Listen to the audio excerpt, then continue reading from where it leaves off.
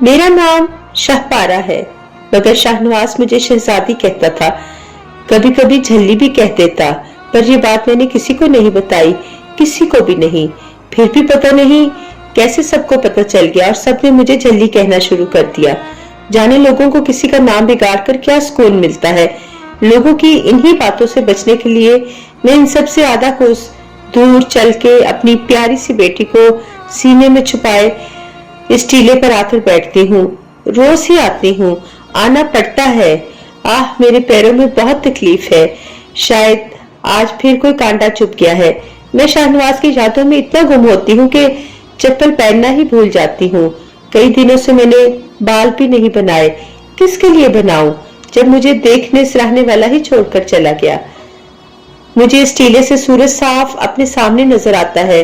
लोगों के दिल में इस्तराब होता है तो वो सारी सारी रात चांद से बातें करते हैं, पर मेरे दिल में तो आग लगी है। मेरी कैफियत तो सूरज की तपिश ही महसूस कर सकती है, इसलिए मैं रोज सूरज से बातें करने आती हूँ।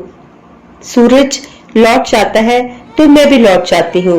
वो दूर जो एक काली छोटी सी चट्टान नजर आ रही है ना, उसके बाएं तरफ जो तीसरे नंबर पर मटियाले से रंग का मोटे खद्दर नुमा कपड़े का बड़े बड़े सुराखों वाला खैमा है, वो मेरा घर है। कुछ अर्सा पहले तक मेरा घर इतना खस्ता नहीं था।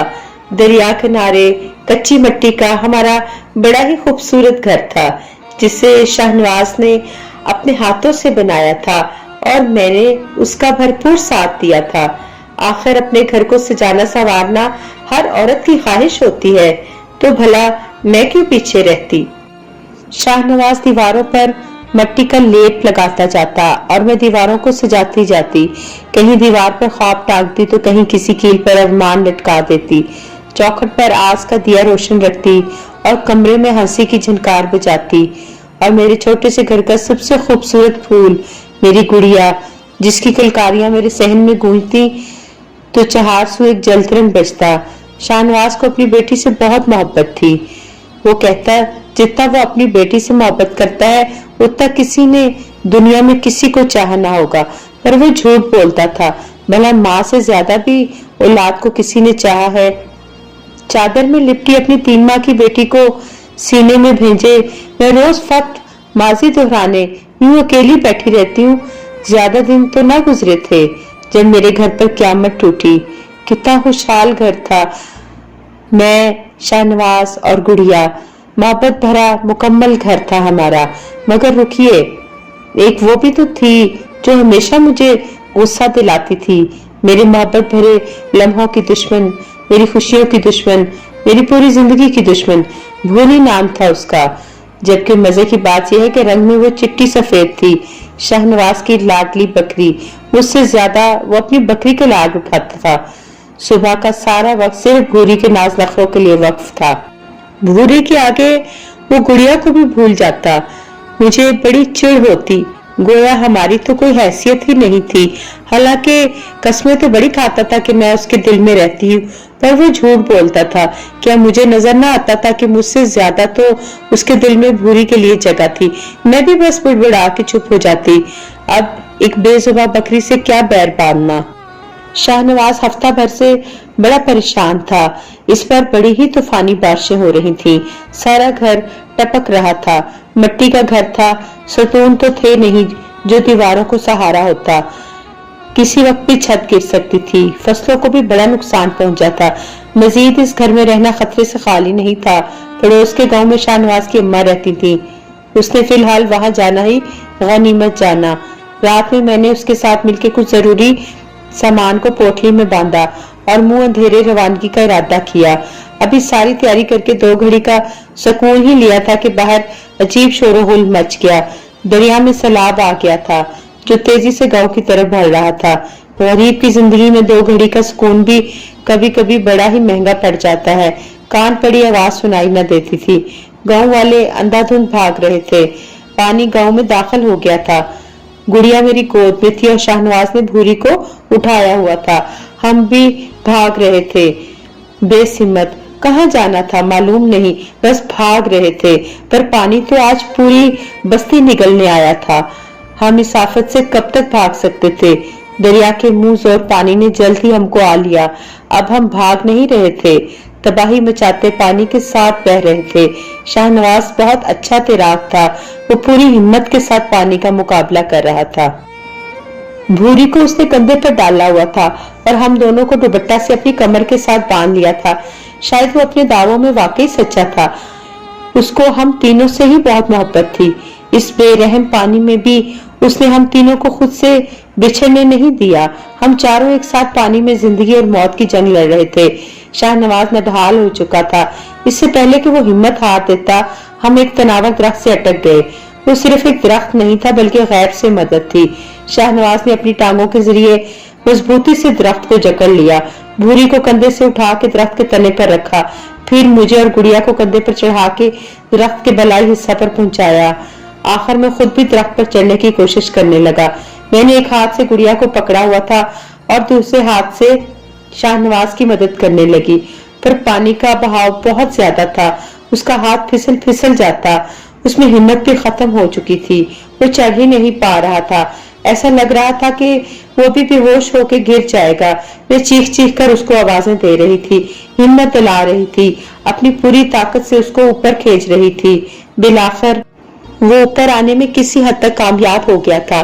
एक पैर दरख्त के दरमियानी हिस्सा में जमाकर दूसरा पैर उसी तने पर रखा जिसमें भूरी बैठी हुई थी। वो तना कमजोर था। भूरी के साथ साथ शाहनवाज का आधा वजन न सहार पाया। तना पड़ाक की आवाज के साथ टूट गया। भूरी नीचे पानी में जा गिरी। शाहनवाज बगैर सोचे समझे भूरी के पीछे पानी में कूद गया। मेरी दिलदोस्त चीख पानी के शोर में दब गई।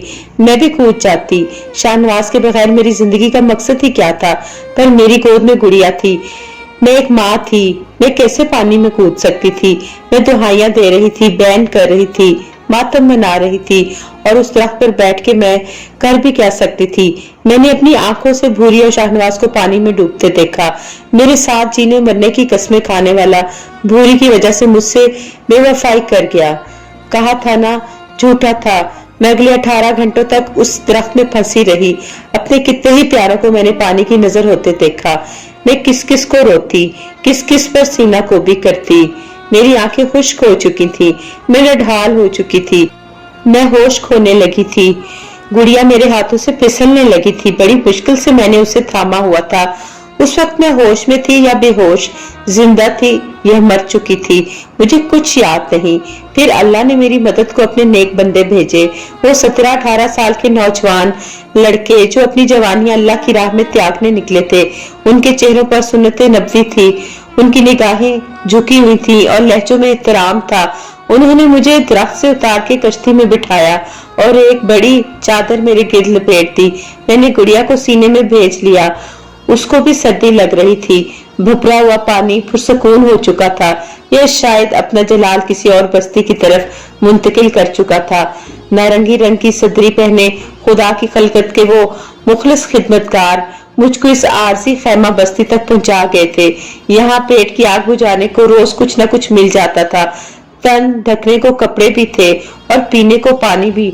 लेकिन क्या जिंदा रहने को फक्त ये ज्यादा सफर काफी है? मेरा तो कोई पुरसाने हाल रहा, न मुस्तकबिल का कोई निशान। मैं गुज़श्ता कई रोज से इस टीले पर सूरज को अपने खसारों की दास्तान सुनाने आती हूँ, पर सूरज बिल्कुल भी अच्छा दोस्त नहीं है।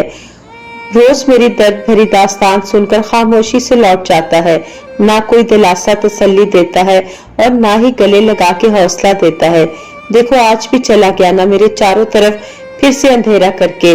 अब मुझे भी अपने खैमा तक वापस जाना है, नंगे पैर चल के। उफ, पाँव में कितनी तकलीफ है।